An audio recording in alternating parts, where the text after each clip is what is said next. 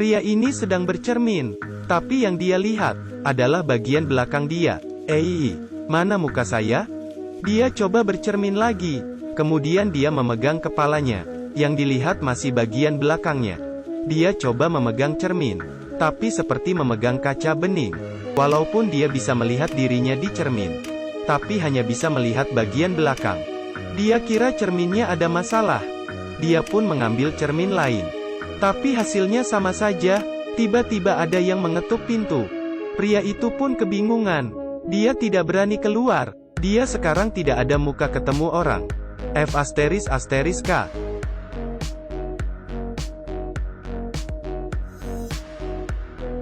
Tapi saat dia terbangun kembali, dia melihat cermin yang lebih aneh. Tidak ada apapun. Semuanya gelap. Kadang-kadang terlihat cahaya.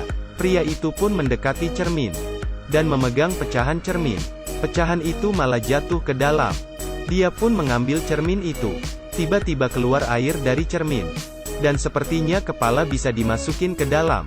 Dia pun kebingungan. Dia coba lagi. Dia mencoba memasukkan kepalanya. Kemudian dia melihat, dalamnya sangat gelap. Dan dia juga melihat seseorang terdiam di dalam cermin yang gelap.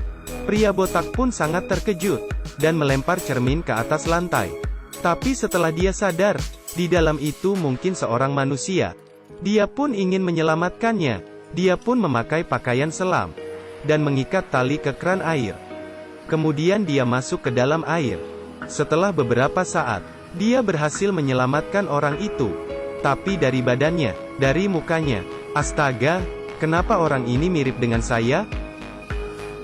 Pria ini ketemu hantu. Cerminnya hanya kelihatan bagian belakang. Cerminnya bisa masuk ke dalam. Dan yang paling aneh, di dalam cermin ada orang. Saat pria botak menyelamatkan orang itu, dia terlihat mirip dengan pria botak. Dan orang yang diselamatkan tidak berterima kasih kepadanya, malah memukul pria botak itu. Kemudian mencoba menenggelamkan pria botak. Apakah dia ingin menggantikan pria botak itu? Pria botak yang hampir mati. Dia pun segera mengambil sapu toilet. Dia menggosok mulut lawannya terus-menerus. Cara ini sangat menjijikan, tapi juga cara terbaik. Mereka pun merasa kelelahan. Kemudian mereka pun beristirahat. Pria botak itu mengeluarkan bir. Lawannya juga sama. Semua gerakan mereka sangat mirip. Saat pria botak itu masuk ke kamarnya, orang itu pun masuk juga. Kemudian memberinya sebuah ganggang pintu. Melihat ganggang itu, pria botak pun terpikir sesuatu. Dia menggunakan ganggang pintu untuk membuka kamar. Di atas kasur ada baju hijau. Pria itu pun berlutut. Kemudian dia pun menangis. Saat itu juga, kelihatan foto dia bersama istrinya. Semua pun terungkap.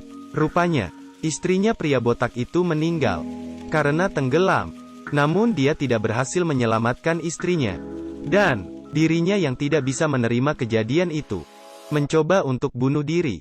Tapi karena kegemukan, talinya terputus. Dirinya yang tidak berhasil bunuh diri. Alasan dia tidak bisa melihat dirinya di cermin.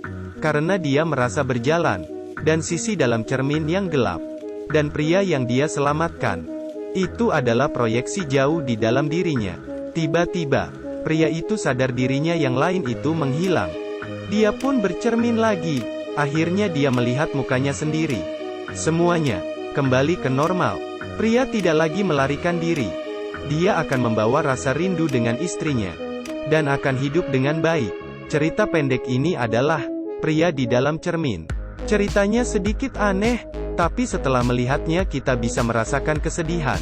Pria botak itu seperti kebanyakan orang yang kehilangan harapan. Dan suka mengurungkan diri sendiri.